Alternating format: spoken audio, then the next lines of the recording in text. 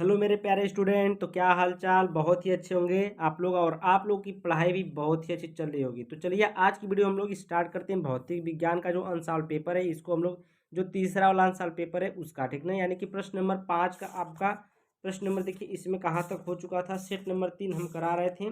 Set number 3 में देखिए प्रश्न नंबर आपका 5, ये 5 का यहाँ तक हो चुका था, 5 के ख तक हो चुका था, ग वाला बताना है, ठीक है। तो वीडियो कुछ दिन से नहीं पढ़ पा रही थी, वीडियो में मतलब कुछ काम थे और काम को हम लोग अब मतलब पूरे तो नहीं हुए हैं, लेकिन अब देखिए इसके आगे हम लोग वीडियो डालते हैं, ठीक है। यहाँ पर देखिए आपको दिख रहा है प्रश्न नंबर 5 का ग, प्रश्न नंबर 5 का ग यहाँ पर हम लिख लिए हैं और आप लोगों के सामने यहाँ पर प्रस्तुत कर रहे हैं। तो यहाँ पर देखिए क्वेश्चन नंबर 5 का ग क्या कर रहा है। सामान्यतः नैज अर्धचालकों के अपमिश्रण का क्या उद्देश्य होता है। पीएन संधि डायोड के अग्र एवं पश्च अभिनति की दशा में अभिलाक्षणिक वक्र प्राप्त करने के लिए वांछित परिपथ आरेख दर्शाइए, ठीक ना। तो यहाँ पर देखिए उत्तर है सामान्यतः नैज अर्धचालकों के अपमिश्रण करके उनकी चालकता बढ़ाई जाती है। क्या की जाती है? उनकी चालकता को बढ़ाई जाती है। अब देखिए यहाँ पर एक छोटा सा फिगर यहाँ पर आपको बनाना है। इस फिगर को आपको बना लेना है, जैसे कि यहाँ पर हम बनाए आपका देखिए यहाँ पर फिगर। यहाँ पर देखिए फॉर्मल वोल्टेज है, यहाँ पर देखिए फॉर्मल वोल्टेज है और ये फॉर्मल करंट है, ठीक ना। ये क्या है? फॉर्मल करंट है और ये फॉर्मल वोल्टेज। इधर जो दिख रहा है ये वोल्टेज है, इधर जो है करंट है, ठीक है। और यहाँ पर देखिए आपको ए बी इस प्रकार से फिगर आपको बना लेना है, उसके बाद हम लोग आगे चलते हैं, ठीक है। और उसी प्रकार से यहाँ पर एक और फिगर बनाना है रिवर्स वोल्टेज का। रिवर्स वोल्टेज है और ये रिवर्स करंट है, ठीक ना। ये रिवर्स वोल्टेज है, ये रिवर्स करंट है, एम ए लिखा हुआ है। भंजक वोल्ट, इसको क्या बोलते हैं? भंजक वोल्टता बोलते हैं। यहाँ पर देखिए यहाँ पर ये जो होता है ऐसे ऐसे मतलब ये विचलित हो गया है, ये सीधे जाना चाहिए था, इसको विचलित हो गया है, ठीक है। इसको बोलते हैं भंजक वोल्टता। तो इसमें सिर्फ यही करना था और कुछ नहीं इसमें कहा है। तो इतना करने अगर आप लोग इसके मतलब इसी में के सेट का पहला वीडियो नहीं देखें तो प्लेलिस्ट में जाइए, वहाँ पर वीडियो आपको मिल जाएगा, सारी वीडियो मिल जाएगी प्लेलिस्ट में और वन शॉट वीडियो भी मिलेगी वहाँ पर। तो यहाँ पर देखिए प्रश्न नंबर 5 का ग का अथवा वाला एक पूछा है। स्व प्रेरण एवं अन्योन्य प्रेरण की परिघटना समझाइए। स्व प्रेरकत्व तथा अन्योन्य प्रेरकत्व की मात्रक लिखिए। तो यहाँ पर देखिए स्वप्रेरण, स्वप्रेरण क्या है? जब किसी कुंडली में बहने वाली धारा के मान में परिवर्तन करने पर स्वयं उसी कुंडली में वैद्युत वाहक बल प्रेरित हो जाता है, इस घटना को स्वप्रेरण कहते हैं। क्या कहते हैं? देखिए जब किसी कुंडली में बहने वाली धारा के मान में परिवर्तन करने पर स्वयं उसी कुंडली में वैद्युत वाहक बल प्रेरित हो जाता है, इस घटना को स्वप्रेरण कहते हैं। उदाहरण के लिए देखिए चोक कुंडली, एक कुंडली का नाम है चोक कुंडली होती है, ठीक है। उसको उदाहरण के लिए उसको लिया गया है। और हाँ देखिए अगर आप लोग पीडीएफ नहीं ले रहे हैं तो मत लीजिए, लेकिन मैं आप लोगों को यही बताऊंगा कि 100 रुपये के लिए आप पीछे मत मत हटिए। जैसे आप लोग हर जगह पेमेंट करके आप लोग पढ़ाई कर रहे हैं, उसी प्रकार से एक बार आप लोग 100 रुपये दे करके सारी पीडीएफ खरीद लीजिए। 3-3 साल के 4-4 साल के पीडीएफ में दे दूंगा आपको और उससे पढ़ करके आप 70 से 80% नंबर सिर्फ अंसाल पेपर से उठा सकते हैं, ठीक है। अगर विश्वास नहीं तो एक बार लेकर देख लीजिए, उसमें बहुत ही अच्छे तरीके से लिखा है पूरा। देखिए आपको इस प्रकार से हल सहित मिलेगा।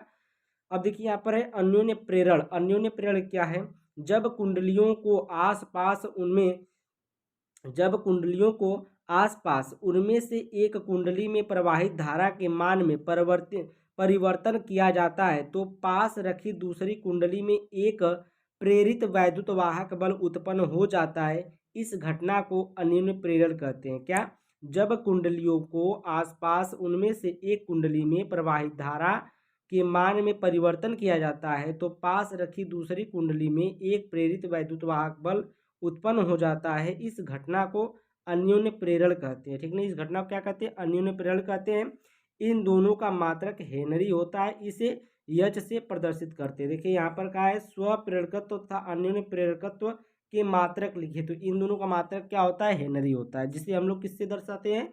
एच से दर्शाते हैं। तो यहाँ पर देखिए आपको यहाँ प्रश्न नंबर 5 का घ है। हाइड्रोजन का उत्सर्जन एवं अवशोषण वर्णक्रम कब प्राप्त होता है? हाइड्रोजन परमाणु के ऊर्जा स्तर आरेख के आधार पर स्पष्ट कीजिए। तो यहाँ पर देखिए जो क्वेश्चन हो गया रहता है उसको हम लोग यहाँ पर लिख देते हैं। सेट 2 में 346 जो कोड है 346 FT का प्रश्न नंबर 8 देखिए, यहाँ पर ये प्रश्न हो चुका है। ठीक है, आपको दिखा दूं सेट नंबर 2 में देखिए प्रश्न नंबर 8 है। पूछा है कि हाइड्रोजन परमाणु के लिए बोहर मॉडल के अभिग्रहितों को स्पष्ट कीजिए। यहाँ पर देखिए हाइड्रोजन परमाणु के ऊर्जा n=1 तथा n=4 के बीच संक्रमण के संगत पहला उत्सर्जन तथा अवशोषण स्पेक्ट्रम में प्राप्त स्पेक्ट्रमी रेखाओं को दर्शाइए। ठीक ना, सेम क्वेश्चन पूछा है, उत्सर्जन अवशोषण भी इसमें पूछा है। ठीक है, तो इसको आप लोग देख लीजिए, यहाँ पर देख लीजिए सारा हम आपको इस तरीके से दिखा दे रहे हैं कि आपका जल्दी से नोट्स बन जाएगा। ठीक है, जल्दी से नोट्स बन जाएगा और मैं जल्दी से ये वीडियो भी बना लूँगा। तो यहाँ पर आप लोग स्क्रीनशॉट ले सकते हैं, जितने हम दिखा रहे हैं आप लोग स्क्रीनशॉट ले लीजिए। ठीक है, स्क्रीनशॉट ले लीजिए रोक रोक करके। और यहाँ पर देखिए नेक्स्ट पेज है, इसमें नेक्स्ट पेज है ये है। ठीक है, तो यहाँ पर देखिए ये नेक्स्ट पेज है, इसका भी स्क्रीनशॉट ले लीजिए, ये स्क्रीनशॉट ले लीजिए। और ये देखिए अवशोषण स्पेक्ट्रम है और नीचे जो है आपका उत्सर्जन स्पेक्ट्रम है। तो ये सब आप लोग फिगर बना लीजिएगा। ठीक है, आगे हम चलते हैं दूसरे क्वेश्चन पर। अब देखिए आगे आपका प्रश्न नंबर 5 का अंगा वाला दे ब्रॉगली के द्रव्य तरंगों की परिकल्पना समझाइए। एक न्यूट्रॉन की गतिज ऊर्जा 6.7 × 10⁻21 जूल है। इससे संबद्ध दे ब्रॉगली तरंग दैर्घ्य क्या होगी। तो यहाँ पर देखिए दे ब्रॉगली तरंगे, जब भी कोई द्रव्य कण जैसे इलेक्ट्रॉन फोटॉन आदि गतिमान होते हैं, जब कोई द्रव्य कण जैसे कौन इलेक्ट्रॉन हो गया, फोटॉन हो गया, ठीक है, इस प्रकार के कोई कण गतिमान होते हैं तो वे तरंगों की भांति व्यवहार करते हैं। तो वे क्या करते हैं, तरंगों के भांति व्यवहार करते हैं। द्रव्य कणों से संबद्ध इन तरंगों को द्रव्य तरंगे अथवा डी ब्रॉगली तरंगे कहते हैं। ठीक ना, डी ब्रॉगली तरंगे कहते हैं। द्रव्य तरंगों की तरंग दैर्घ्य डी ब्रॉगली तरंग दैर्घ्य कहते हैं। ठीक ना, द्रव्य तरंगों की तरंग दैर्घ्य को क्या बोलते हैं, डी ब्रॉगली तरंग दैर्घ्य बोलते हैं। ठीक है, को डी ब्रॉगली तरंग दैर्घ्य कहते हैं। ठीक है, यहाँ तक आप लोग को लिख लेना है। उसके बाद देखिए यहाँ पर नेक्स्ट है हल है। इसको देखिए हम हल करेंगे। जो ऊपर यहाँ पर दिया, एक न्यूट्रॉन की गतिज ऊर्जा आपका 6.7 × 10⁻21 जूल है। इससे संबद्ध दे ब्रॉगली तरंग दैर्घ्य क्या होगी। ठीक है ना, तो ये आपका क्वेश्चन है। तो देखिए के बराबर आपका क्या दिया है, गतिज ऊर्जा बराबर क्या दिया आपका 6.7 × 10⁻21 जूल दिया है। लैम्डा का मान तरंग दैर्घ्य निकालना है, लैम्डा बराबर निकालना है। तो एक फार्मूला आपको पढ़ाए थे, लैम्डा बराबर, ये सेट नंबर 1 का ये पहला क्वेश्चन है। जैसे हम आपको दिखा दें यहाँ पर सेट नंबर 1 का, देखिए ये पहला क्वेश्चन ही है। कहाँ गया सेट नंबर 1, देखिए ये सेट नंबर 1 का ये पहला क्वेश्चन है। यहाँ पर 1 नहीं रहेगा, यहाँ पर लैम्डा होता है। ठीक है, तो यहाँ पर देखिए ई गतिज ऊर्जा के कण का लुईस द ब्रॉगली तरंग दैर्घ्य होता है। तो यहाँ पर देखिए H/2me या रूट में होता है। ठीक ना, H/√2me, ये आपका देखिए यहीं से ये सूत्र लिया गया है। और यहाँ पर देखिए जो ई है ये भी एक ऊर्जा है और के भी क्या है, एक ऊर्जा ही है। तो यहाँ पर के भी रख सकते हैं, ई भी रख सकते हैं। अब देखिए यहाँ पर जो एम एन का मतलब क्या है, एम का मतलब होता है द्रव्यमान और एन का मतलब है ये किसका है, द्रव्यमान न्यूट्रॉन का है। ठीक ना, एन का मतलब ये न्यूट्रॉन है और ये एम क्या है, द्रव्यमान है किसका, न्यूट्रॉन का। कितना, 1.67 × 10⁻27 kg होता है। ठीक है, अब देखिए हम लोग क्या करेंगे, तो यहाँ पर ये फार्मूला में हम लोग लिख लेंगे ऐसे H/√2m। एम एन क्यों लिखें, क्योंकि एम जो है आपका द्रव्यमान है और किसका द्रव्यमान है, किसका है, तो एन का है, न्यूट्रॉन का है। तो यहाँ पर एन हो गया, यहाँ पर के हो गया। तो यहाँ पर देखिए मान रखेंगे, लैम्बडा = हो जाएगा ये एच का मान कितना 6.6 × 10⁻34 होता है। और यहाँ पर देखिए आपका दो तो है ही, 2 × 1.67 × 10⁻27 किसका, एम का मान है। और गुणे में 6-7 × 10⁻21 से आपका मान दिया है काइनेटिक एनर्जी बराबर। अब देखिए इन सबको हल करेंगे तो आपका लैम्डा बराबर प्राप्त होगा कितना, 1.39, ये क्या है किसमें, एंगस्ट्राम में प्राप्त होगा। किसमें, लैम्डा बराबर 1.39 ये एंगस्ट्राम में प्राप्त होगा। ठीक है, नेक्स्ट क्वेश्चन पर चलते हैं हम लोग। अब आपका देखिए प्रश्न नंबर, ये देखिए खंड य है, खंड य में प्रश्न नंबर 6 है। प्रश्न नंबर 6 देखिए, एम्पियर का परिपथीय नियम लिखिए। सिद्ध कीजिए इसका उपयोग कर अनंत लंबाई के धारावाही चालक तार द्वारा उत्पन्न चुंबकीय क्षेत्र का व्यंजक ज्ञात कीजिए। तो यहाँ पर देखिए एम्पियर का प्रति नियम पहले हम लोग देख लेते हैं। तो यहाँ पर देखिए किसी बंद परिपथ की सीमा के अनुदिश चुंबकीय क्षेत्र वेक्टर बी का रेखीय समाकलन पथ द्वारा घिरी नेट धारा I का म्यू नॉट गुना होता है, ठीक ना। तो यहाँ पर आपको परिपथी नियम जो एम्पियर का है देख लें। तो यहाँ पर देखिए ये देखिए रेखीय है, क्या है ये रेखीय समाकलन ही बोलेंगे इसको। और ये देखिए आपका vector B dot vector D L equal to आपका होता है mu naught I into N E T. तो ये आपका फार्मूला होता है, ठीक ना, एम्पियर के परिपथी नियम का। तो यहाँ पर देखिए एक फिगर बनाना है आपको। ये फिगर देखिए है, ये देखिए ये डी एल जो ये देखिए एक चालक तार की लंबाई है और यहाँ पर ये बिंदु मुख्य बिंदु और यहाँ पर देखिए आपका ये ओ है और यहाँ पर धारा इधर जा रही आई और ये आर जो आपकी त्रिज्या है और ये बी जो चुंबकीय क्षेत्र, ठीक ना। ये धारा तार के कारण पी बिंदु पर चुंबकीय क्षेत्र, तो तार के कारण किस बिंदु पर, पी बिंदु पर चुंबकीय क्षेत्र। तो ये आपका बी बराबर क्या हो जाएगा म्यू नॉट अपान 2 पाई और इंटू में आई अपान आर, ठीक ना, आई अपान आर समीकरण नंबर 1 मानिए इसको, ठीक है। समीकरण नंबर 1 मानने पर उसके बाद देखिए जब इसका रेखीय समाकलन करेंगे तो बी वेक्टर बी होगा और ये क्या हो जाएगा वेक्टर डी एल हो जाएगा, ठीक ना।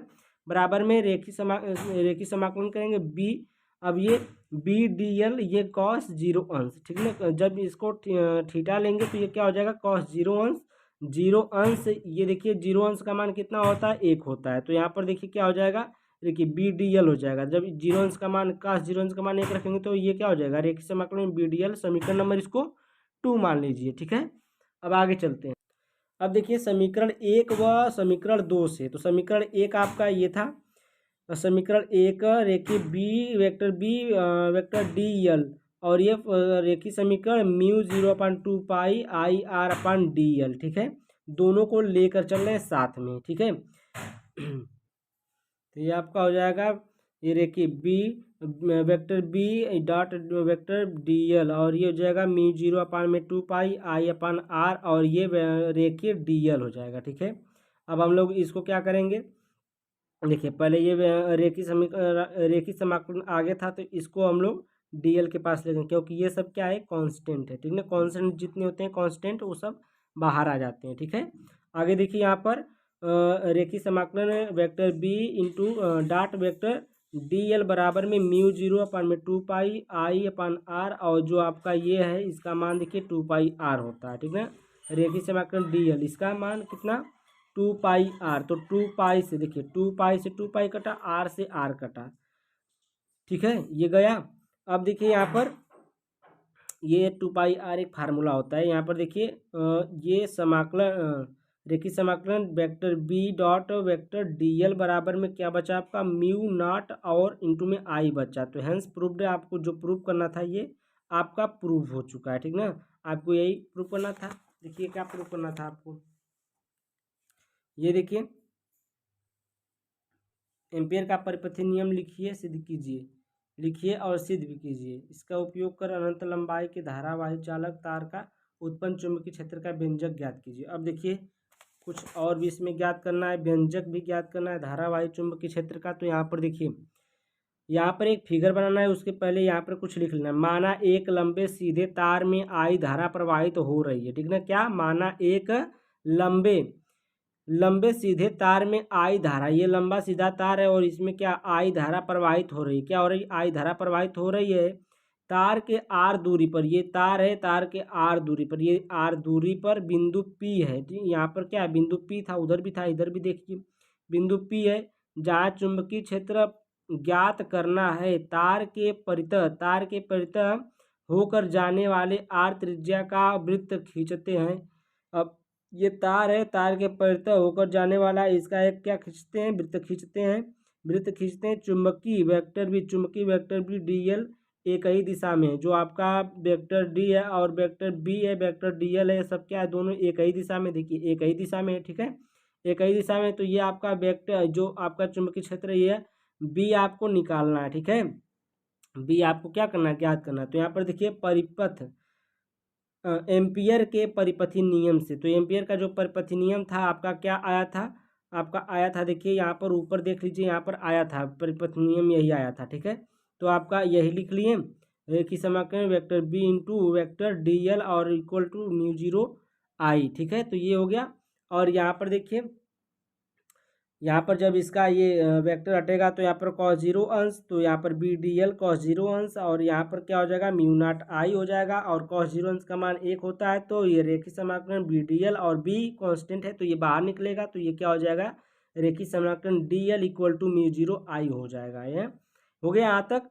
और इसका जो आपको मैं रेखीय समाकलन डी एल का मान बताया था 2πr रख सकते हैं, तो यहाँ पर b इंटू 2πr रखेंगे, तो यहाँ पर b इंटू 2πr बराबर में म्यू नॉट आई, और जब ये इधर आएगा तो ये बटे में हो जाएगा, तो यहाँ पर b बराबर क्या हो जाएगा, म्यू नॉट बटे में 2πi अपान में r। ठीक है, तो ये सब, ये आपका ये फार्मूला आ गया जो आपको व्यंजक प्राप्त करना था, प्राप्त हो गया। और इसका मात्रक होता है न्यूटन प्रति एम्पियर इंटू मीटर, ये क्या होता है, इसका मात्रक होता है। तो आप लोग को बहुत ही अच्छे समझ में आ रहा होगा, और समझ में आ रही तो वीडियो को छोटा सा एक ठीक लाइक कर दिए, और एक छोटा सा प्यारा सा कमेंट छोड़ दीजिए वीडियो में। ठीक है, अब चलिए हम लोग नेक्स्ट क्वेश्चन पर चलते हैं। अब ये क्वेश्चन आपका प्रश्न नंबर 6 का अथवा वाला। तो अथवा वाला देखिए क्या है, आदर्श पी एन संधि डायोड का अग्रदिशिक और पश्चदिशिक अभिनति में क्या प्रतिरोध होता है। अर्ध तरंग डायोड दिष्टकारी का परिपथी आरेख बनाकर इसकी क्रियाविधि की विवेचना कीजिए। तो यहाँ पर देखिए क्वेश्चन पूछा है, और ये क्वेश्चन हम करा चुके हैं। देखिए ये सेट नंबर 1 में 346 जो एफएस होता है प्रश्न नंबर 9 में हो चुका है। ठीक ना, तो ये यहाँ पर मैं डिटेल में लिख देता हूँ किसमें हुआ है, क्या कहाँ पर ये हम लोग किए हैं, डिटेल में हम लिख देते हैं पीडीएफ के लिए। ठीक है, अभी हम इस क्वेश्चन को दिखा भी देंगे। तो यहाँ पर देखिए पहले इसको देख लेते हैं। ये देखिए क्या पूछा है, अग्रदिशिक और पश्चदिशिक अभिनति में क्या प्रतिरोध होता है। तो यहाँ पर देखिए अग्रदिशि में जो प्रतिरोध होता है क्या होता है, 0 होता है। कितना होता है, 0 होता है। और देखिए उसी पर पश्चदिशिक में जो प्रतिरोध होता है इनफाइनाइट होता है, यानी कि अनंत होता है। ठीक ना, ये आपका प्रतिरोध हो गया किसमें, पीएन संधि डायोड में अग्रदिशिक और पश्चदिशिक में जो प्रतिरोध होता है, अग्रदिशिक में 0 होता है, पश्चदिशिक में अनंत होता है। तो आगे चलते हैं, ये जो सेट नंबर 1 में हम लोग देख लेते हैं। तो ये देखिए आपका है प्रश्न नंबर 9 सेट नंबर 1 का। तो देखिए पी टाइप तथा एन टाइप अर्धचालकों के अभिलक्षणों की तुलना कीजिए। यहाँ पर हो गया पीएन संधि डायोड की अर्ध तरंग दिष्टकरण प्रक्रिया को परिपथ आरेख खींचकर समझाए। तो यहाँ पर देखिए आरेख खींचकर समझाएं, यहाँ पर देखिए हम लोग आपको दिखा देते हैं। तो यहाँ पर देखिए एक आरेख खींचे हैं, ये आरेख है, आपको बनाना है। ठीक है, ये आपको क्या करना पड़ेगा, ये आपको बनाना पड़ेगा। ठीक है, तो इसको आप लोग देखिए मैं कैसे कैसे बनाया हूँ, इसको आप लोग को बना लेना है, बहुत ही अच्छे तरीके से बना लेना है इसको आप लोग। डीसी आउटपुट, और यहाँ पर देखिए ट्रांसफार्मर है, ये आपका ट्रांसफार्मर है। ठीक है, तो ये सब आपको क्या करना है, बनाना। और यहाँ पर एसी है जो इनपुट करंट होती है, ये एसी है, और यहाँ पर डीसी है जो आउटपुट करंट होती है। तो ये फिगर आपको बनाना है। उसके बाद देखिए ये आपको लिखना भी पड़ेगा। तो देखिए यहाँ पर जो हम लिखे हैं, जो कहा है कार्य विधि समझाने के लिए, तो यहाँ पर आपको ये कार्य विधि, जिस एसी को दृष्टिकृत करना हो तो एक ट्रांसफार्मर की प्राथमिक कुंडली से जोड़ देते हैं। द्वितीयक कुंडली का एक सिरा पीएन डायोड के पी क्रिस्टल से जोड़ देते हैं, तथा एक क्रिस्टल को एक लोड आरएल तथा द्वितीयक कुंडली के दूसरे सिरे से जोड़ दिया जाता है। उसके बाद इनपुट वोल्टेज के प्रथम आधे चक्र में जब ट्रांसफार्मर का ए सिरा बी सिरे के सापेक्ष धनात्मक है तो डायोड अग्र अभिनति होता है, अतः इसमें होकर धारा प्रवाहित होती है। लोड रेजिस्टेंस आरएल में धारा सी से डी की ओर बहती है। दूसरे आधे चक्र में एक सिरा बी सिरे के सापेक्ष निगेटिव होता है तथा डायोड उत्क्रम अभिनति होता है। इस दशा में आरएल में धारा शून्य रहती है। इस प्रकार आउटपुट करंट एक ही दिशा में परंतु रुक रुक कर बहती है। एसी के नीचे वाले आधे भाग कट जाते हैं, केवल ऊपर वाले आधे भागों के कारण धारा बहती है। इस प्रकार संधि डायोड अर्ध तरंग दिष्टकारी की तरह कार्य करता है। ठीक है, तो इस प्रकार इसको आप लोग को पूरा लिख लेना है।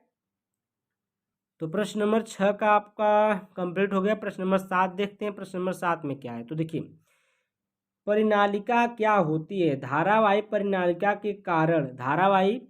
के कारण उत्पन्न चुंबकीय क्षेत्र रेखाओं को दर्शाइए। किसी परिनालिका की लंबाई 80 सेंटीमीटर है तथा इसमें 2000 फेरे हैं। 2000 फेरे हैं। परिनालिका में प्रवाहित धारा 10 एम्पीयर है। परिनालिका के भीतर इसके केंद्र के निकट चुंबकीय क्षेत्र का परिमाण ज्ञात कीजिए। चुंबकीय क्षेत्र का क्या करना है? परिमाण ज्ञात करना है।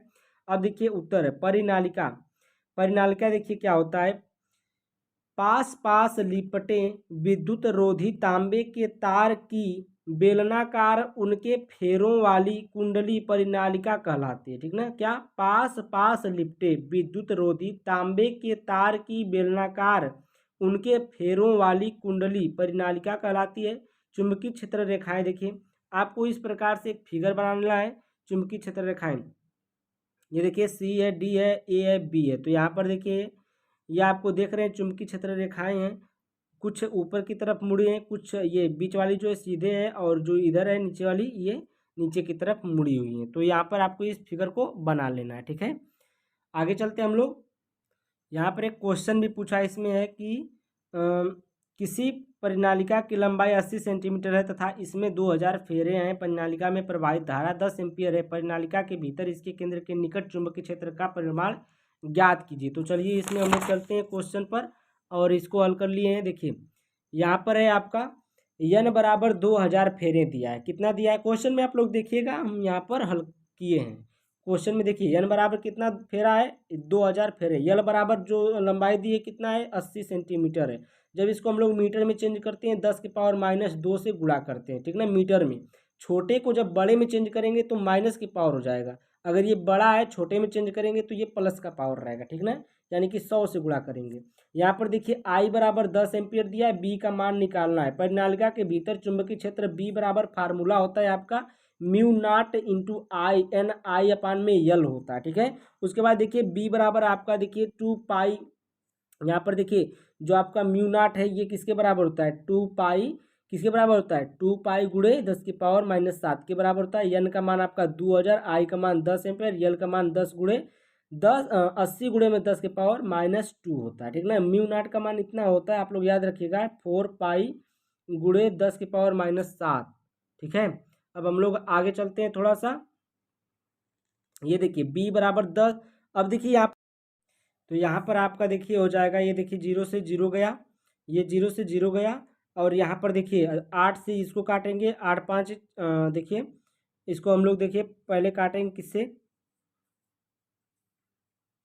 तो हम लोग पहले 4 से काटेंगे। ठीक ना? तो 4 दूना के 8 और 4 5 20 और 2 0 बचा, 2 0 और ये 4 से इसको काटेंगे, 2 दूना के 4 तो 2 यहाँ पर बचा। ठीक है, 2 यहाँ पर बचा और ये जो ऊपर बचा है नीचे बचा है 10⁻⁻2। ये ऊपर जाएगा तो 10 के पावर +2 हो जाएगा। उसके बाद देखिए 10 के पावर ये +3 हो जाएगा। ठीक ना? 10 के पावर क्या हो जाएगा? 3 हो जाएगा। और ये देखिए आपका जो पाई का मान होता है 3.14 होता है गुणे 10⁻⁻7। ये देखिए जो आपका 10 के पावर 3 आया, देखिए 5 का गुणा 500 गुणा 2 में करेंगे तो 1000 होगा। तो 1000 का मतलब 10 के पावर 3 और ये 3.14 गुणे 10 के पावर -7 तो है ही, 10 के पावर 2 है।